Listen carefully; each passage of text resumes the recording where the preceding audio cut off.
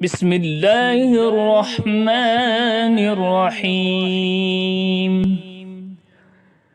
والسماء والطارق وما أدراك ما الطارق النجم الثاقب إن كل نفس لما عليها حافظ فلينظر الإنسان مما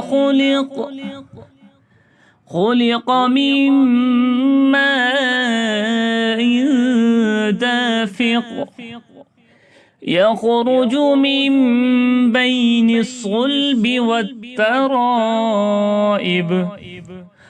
إنه على رجعه لقادر يوم تبلى السرائر